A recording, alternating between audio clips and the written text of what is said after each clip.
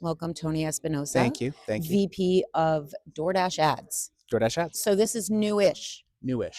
Okay, so let's talk about the ish. Let's talk about how you got there and why it matters. I mean, Yeah. retail media is important. We're at Shop Talk.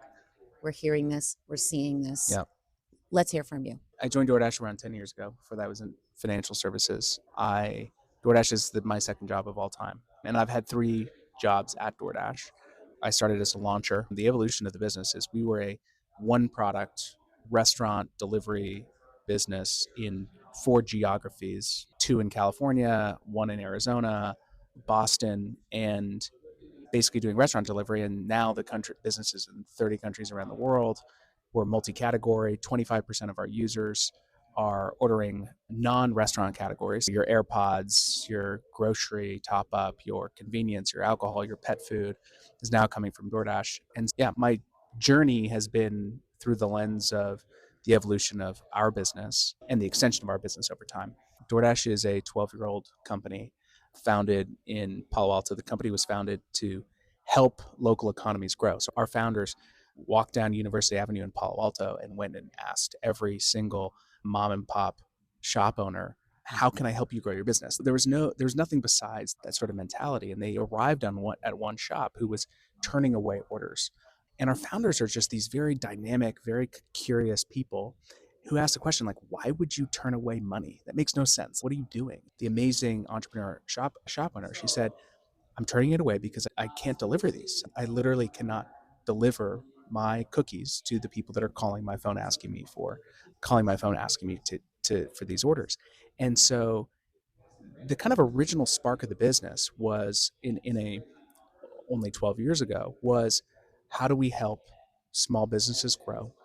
The first thing that we found was by building a local logistics network, right? So enabling the shop owner to deliver her product to all the consumers around them.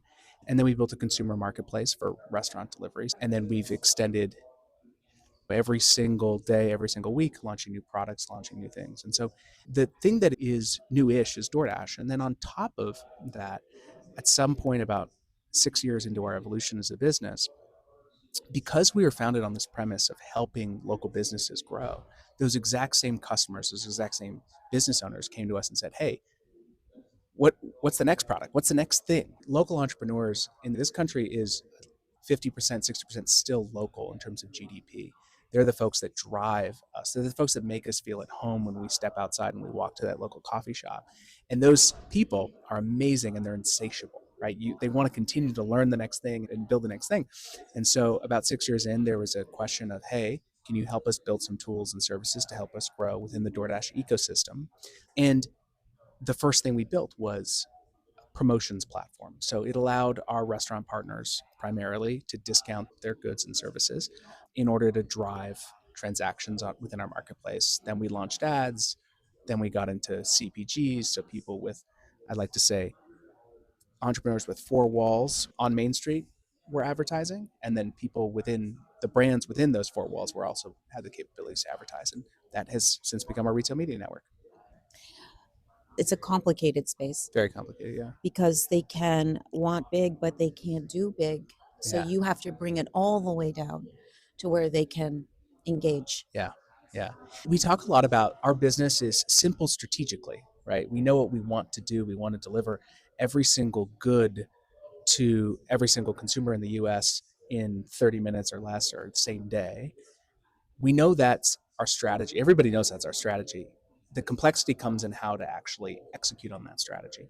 And then to your point, there's incremental complexity in trying to reduce complexity for your customers. We recently looked at how many promotion ad products we had for a local restaurant, and we had over 15 that they could choose from, right? So we worked as hard as we possibly could for 3 years to launch all these products to help them grow, right? Because they were asking, can I grow, can I grow, can I grow?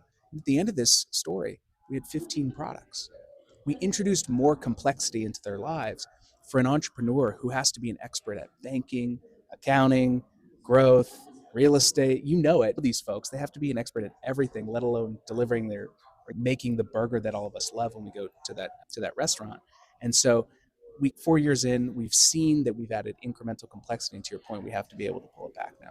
You have that agility, you have that self-evaluation, you're constantly questioning your own output and performance and looking to improvement through the eyes and the lens of your own customer.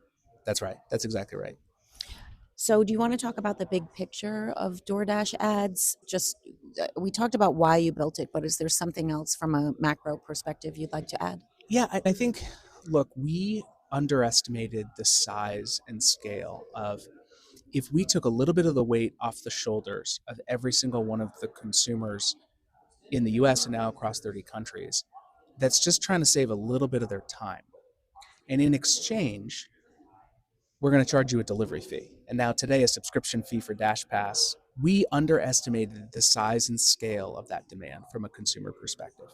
I think we've also underestimated how interested consumers are in now getting their convenience goods delivered to them in 30 minutes or less, their grocery orders in 30 minutes or less. And now we've extended into retail. So their AirPods, their mulch, because we're getting into the spring, right?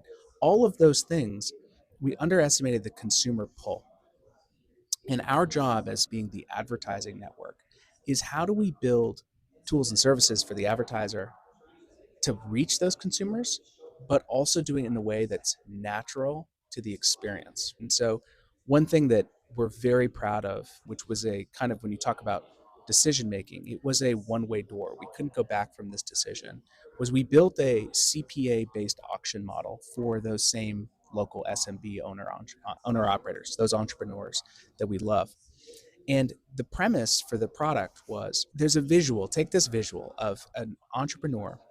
It's the second week of the month. They have 5 people in their restaurant that should have 30. They've already spent money on their rent. They've already paid for the people to be in their restaurant. They've already pre-bought all of the food. So they are super in the red. And then trying to get back and to make a profit, eke out a profit for that month so that they can exist month 2, month 3, month 4. They go online and they buy meta ads. They buy ads on Facebook. They buy ads on Google. They buy ads on Reddit. And what do? They basically take money out of their wallet and go deeper in the red, hoping that they can see their way out of that. We said, let's take a different approach. Let's not put the burden, the financial burden, on the local owner operator. Let's put that on ourselves, right? Let's prospect on their behalf. And when and if we find them a customer and they transact within the DoorDash experience, then we'll charge them. And that fundamental premise has done incredible things for the amount of demand that we have from our owner operators.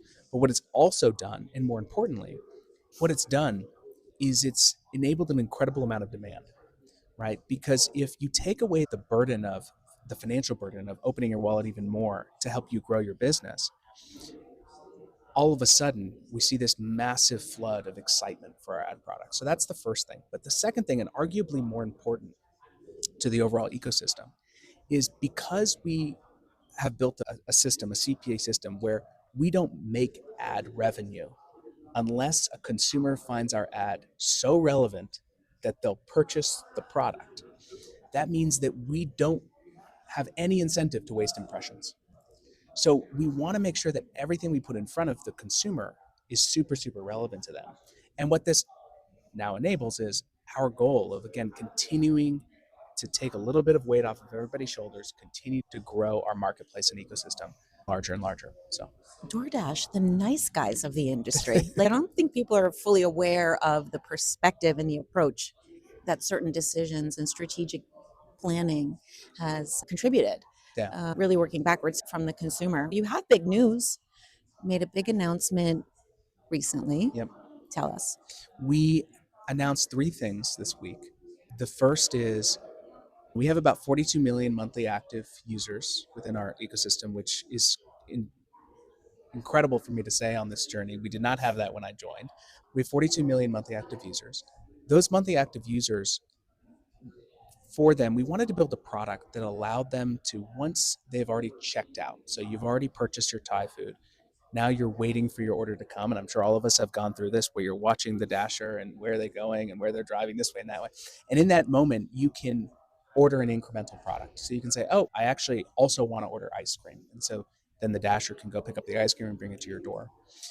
For advertisers, we wanted to provide a product in this super incremental moment from a consumer standpoint where every ad is very relevant to what the user is doing in the moment. We wanted to put an ad placement there. So we just launched today our DoubleDash ad product. So now think of it as you get to put a very relevant advertisement at the checkout aisle, which drives incrementality for the advertiser.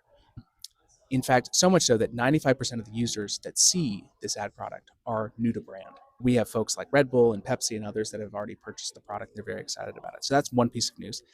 The second piece of news is a partnership with a company called TopSort, which is a new age AI-based company that it's the technology provider behind retail media networks for other retailers. So they'll power the advertising business for, let's say, Giant Eagle, as an example, a great grocer out of Pennsylvania. What we enable today is the ability for our brands who are buying DoorDash ads to also buy placements within those retailers' experiences if they'd like to. So now it gives the brand, especially smaller brands, the ability to manage their business across our marketplace and the other retail media networks outside of our four walls. And then the final piece of news, which is maybe the most exciting, depending on who you are, is we announced our partnership with Designer Shoe Warehouse, which is allowing folks to now order from their shoes from all of the amazing stores across the country. That screams, okay, we're doing this. Yep. We're in a whole new vertical. Yep. And so that's going to be really big. Yes. Can you share some of the backstory on how it came about? Absolutely. We have been trying to continue building that vision of that. If you take a snapshot of your neighborhood and think about the products that can get delivered to your front door in 30 minutes or less or the same day, there's an interesting phenomena where they're basically the amount that can get to your door are basically how many fit in a Walmart supercenter, question one, or how much fits in an Amazon distribution center, question two. And the answer to those two are 500,000 SKUs in a Walmart supercenter and about 150,000 SKUs in an Amazon same-day warehouse. Now, if you just take a step back and you think to yourself, how many SKUs, so how many goods are in my neighborhood? If I just took if I went up and did a flight around 15 minutes around where I live, is the number bigger than 500,000 around me? The answer to that question is absolutely yes. And so our vision is, how do we make sure that all of those goods for all of the local retailers that are around each and every one of us to bring those online and deliver those 30 minutes or less or same day? And that's a larger vision. Designer Shoe Warehouse fits squarely in that. They have an incredible SKU count in a bunch of different neighborhoods all throughout the country, and we want to make sure that our consumers have access to them, and that Designer Shoe Warehouse has the tools and services they need to continue growing their business. What a unique way to look at it, to set your sights on the big guys. Yep. And say, we're going to be bigger. There's power in numbers. Totally. And the way to think about it is, the biggest guy is if you aggregate every single Main Street. It's actually the aggregation of every single small person, of which all of us are and which all of us love. And so that's our mental model. Let us provide the services so that every single local business, regardless of who you are, if you're a Designer Shoe Warehouse or my favorite Thai restaurant, has the tools and services for them to grow. And in by doing so, making all of us stronger and, frankly, our economy more resilient. We're excited to see this new iteration, this new evolution, and really making inroads into solving so much of last mile logistics and making for a more pleasant experience for the consumer. I want to thank you, Toby. I really appreciate it. Thank you so much for having me. My pleasure.